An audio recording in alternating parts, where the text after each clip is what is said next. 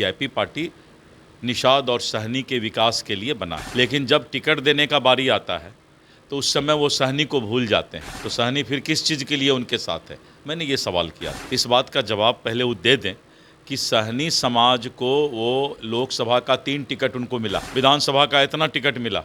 एक रामचंद्र बाबू को दिए थे, रामचंद्र बाबू भी उस दिन आपने देखा बीजेपी ऑफिस में बताया कि कैसे प्रताड़ित किया उनको। विधानसभा चुनाव अब कुछ ही महीनों में होने वाला है, लेकिन उससे पहले नेताओं के बयानों में जो तल्खियां देखने को मिल रही है वो काफ़ी ज़्यादा राजनीति को गर्म करने वाला है। आपको बता दें कि वीआईपी के राष्ट्रीय अध्यक्ष और संरक्षक मुकेश सहनी ने कहा कि वर्तमान में जो सरकार है वो मात्र अब 3 महीने के लिए सरकार है, क्योंकि इसके बाद महागठबंधन की सरकार बनेगी। इस पर बीजेपी के प्रदेश अध्यक्ष दिलीप जायसवाल ने जबरदस्त हमला बोला है। सुनिए क्या कुछ कहते हुए नजर आ रहे हैं। गाड़ी बंद कर दीजिएगा।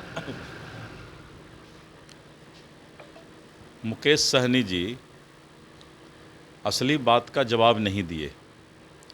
मैंने कहा था कि आज तक 3 लोकसभा सीट वो लड़े, क्यों नहीं एक भी सहनी को उन्होंने टिकट दिया। जब वो सहनी का ही राजनीति करते हैं, वीआईपी पार्टी निषाद और सहनी के विकास के लिए बना है। लेकिन जब टिकट देने का बारी आता है तो उस समय वो सहनी को भूल जाते हैं, तो सहनी फिर किस चीज़ के लिए उनके साथ है। मैंने ये सवाल किया था। तो इस बात का जवाब पहले वो दे दें कि सहनी समाज को वो लोकसभा का 3 टिकट उनको मिला, सहनी समाज को दिए किसी को, विधानसभा का इतना टिकट मिला। एक रामचंद्र बाबू को दिए थे, रामचंद्र बाबू भी उस दिन आपने देखा बीजेपी ऑफिस में बताया कि कैसे प्रताड़ित किया उनको। तो मेरा सिर्फ एक ही सवाल है कि कोई भी नेता अगर किसी जात की राजनीति करते हैं तो लोकसभा और विधानसभा में जितना टिकट बांटे तो उनको अपने जात को सबसे पहले प्राथमिकता देना चाहिए। इस पर तो कोई सवाल ही नहीं है। उन्होंने आरोप भी अब हो गया ना इस पर। मुंबई हम जा रहे थे तो 2 बीजेपी के बड़े नेता थे। वो सब तो घटिया बात है। सर्वदलीय कमेटी जो है यूएई के हवा वाली बात पर कोई जवाब प्रदेश अध्यक्ष नहीं देते लेकिन हैं। टीएमसी सांसद यूसुफ पठान नहीं गए और कहे कि पार्टी का जो गाइडलाइन था उसी के अनुसार हम लोग नहीं गए हैं सर्वदलीय। अच्छा है, वो अपने बेनकाब होता है। अगर कोई सर्वदलीय बैठक में नहीं जाता है, जहाँ पूरा देश एकत्रित होकर जा रहा है, वहाँ पर अगर कोई नहीं जाता है तो अपने आप बेनकाब होता है।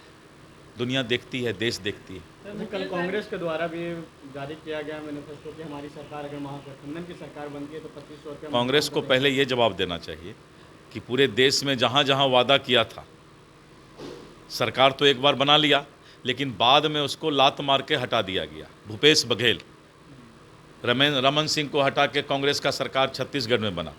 ये देंगे, वो देंगे, यो योजना चलाएंगे, वो योजना चलाएंगे, बाद में एक भी योजना नहीं चला सका। तो सर क्या हुआ छत्तीसगढ़ में?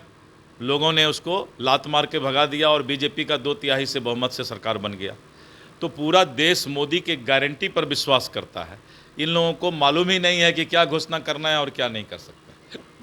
अच्छा, प्रधानमंत्री के दौरे को लेकर सियासत जारी हो रही है। प्रधानमंत्री आते हैं सिर्फ चुनावी प्रोपेगेंडा के लिए यहाँ बिहार आ रहे हैं, देखिए इतना नहीं देते हैं। लोगों को मोतियाबिंद हो गया है। नीतीश कुमार जी के सरकार आने के पहले, आप लोग का तो शायद पता नहीं उस समय जन्म हुआ होगा या नहीं, कम उम्र है, लेकिन नीतीश कुमार जी सरकार आने के पहले पूरे पटना में एक ठो चिरैया टर्नपुल था। आज अगर आसमान से देखिए पटना में तो चारों तरफ फ्लाईओवर छाया हुआ है। गंगा पर एक पुल हुआ करता था मोकामा घाट में, और देखिए 65 साल तक एक पुल मोकामा घाट में, और आज पूरे बिहार में कटिहार से लेके साहेबगंज से लेके बक्सर तक पुल ही पुल है। नेशनल हाईवे देखिए, तो जिसको मोतियाबिंद हो गया है वो तो नहीं देखेगा ना। और ये बात भूल गए क्या कि स्वर्गीय राजीव गांधी क्या बोलते थे कि मैं 1 रुपया भेजता हूँ तो गरीब को 15 पैसा मिलता है।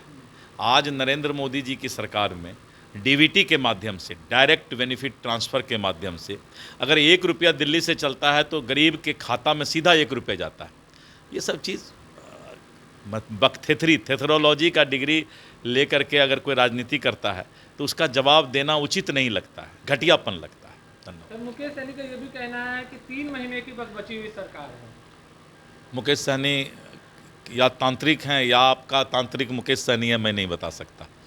तो आपने सुना दिलीप जायसवाल को सीधे तौर पे कहते हुए नजर आ रहे हैं कि इससे पहले जब मुकेश सहनी कुछ भी नहीं थे, कोई जानता भी नहीं था मुकेश सहनी को, यहाँ तक कि पत्रकारों को भी कहा कि आपके जन्म से पहले पटना में एक ही फ्लाईओवर था, वो चिड़ैया ताड़ का था। लेकिन वर्तमान में बिहार के मुख्यमंत्री नीतीश कुमार ने जिस ढंग से विकास का कार्य किया है वो दुनिया देख रही है, दुनिया लोहा मानती है। और यही वजह है कि लगातार बिहार के सत्ता पे काबिज हैं बिहार के मुख्यमंत्री नीतीश कुमार।